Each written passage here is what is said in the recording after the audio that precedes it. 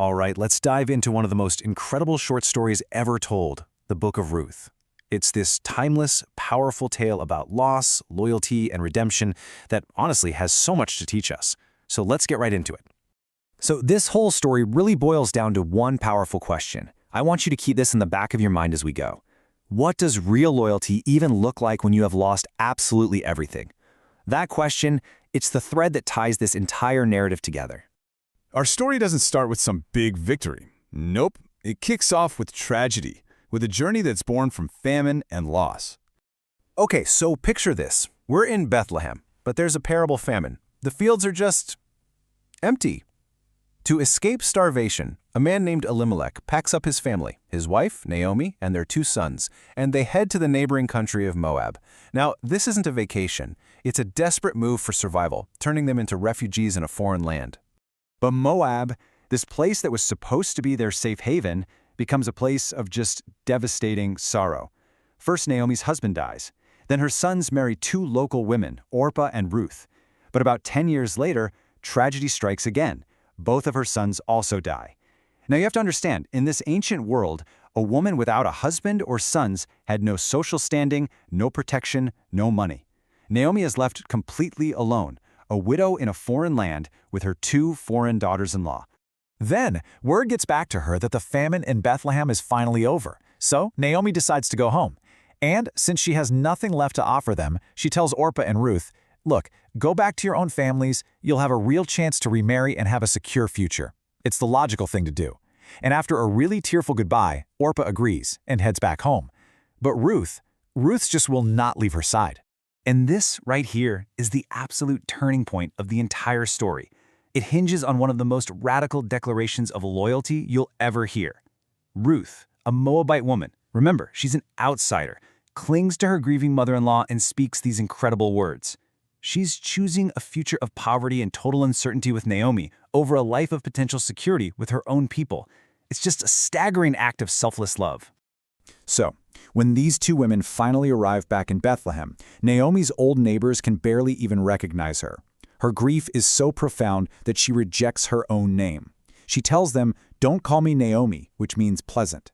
"Call me Mara," which means bitter. She feels like life has just completely emptied her out, and she's returned home filled with despair. Okay, so things are pretty bleak, but out of this total despair, we're about to see how a single act of courage sparks a tiny glimmer of hope. Ruth is not one to just sit around. The moment they're back in Bethlehem, she takes action. To provide for them both, she goes to glean in the fields. Now, this was basically an ancient form of social welfare, where the poor were allowed to follow the harvesters and pick up any leftover grain. It was absolutely backbreaking, humbling work, a real sign of how desperate they were. And this is where things get really interesting. The text says Ruth just happened to find herself working in a field that belonged to a man named Boaz. But here's the thing.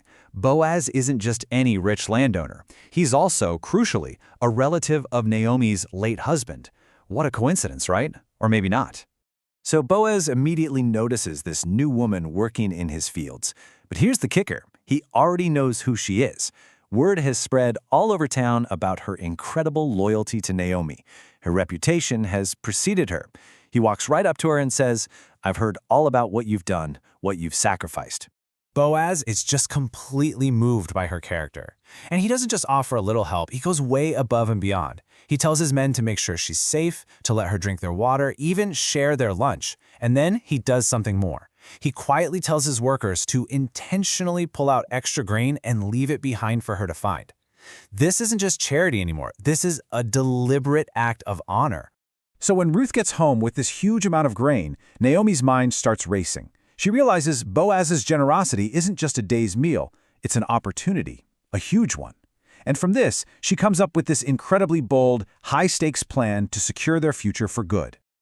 Okay, quick pause here. To really get what happens next, you have to understand this key cultural idea, the kinsman redeemer.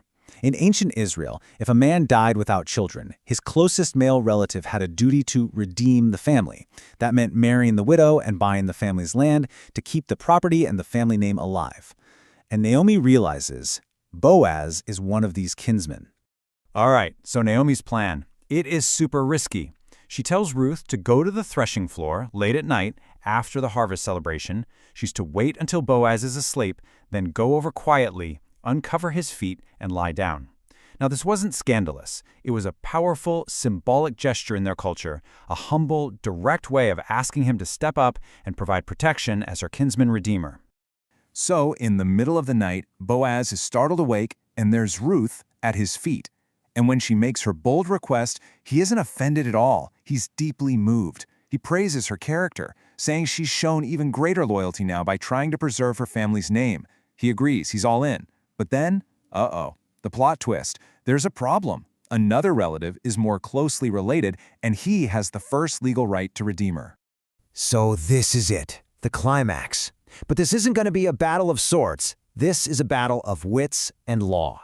And it's all going to be decided right out in the open at the town gate. Let's see how this whole thing gets resolved.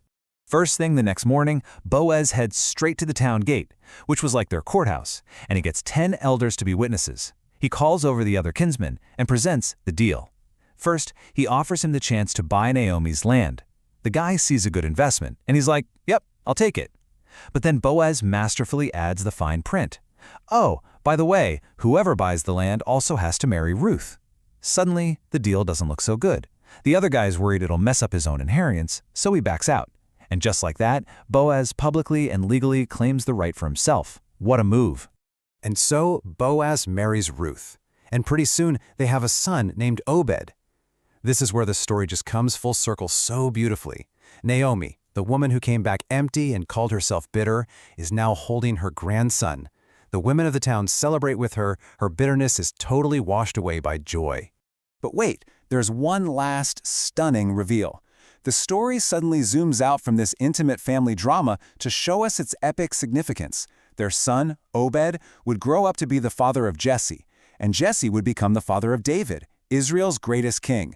The shocking loyalty of an outsider, a Moabite woman, became a critical link in the royal line of Israel. And that's what this story leaves us with, isn't it?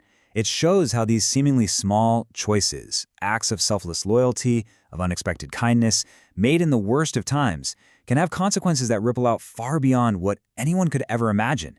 It really makes you stop and ask yourself, how might my own acts of loyalty and kindness be creating a legacy in ways I'll never even see?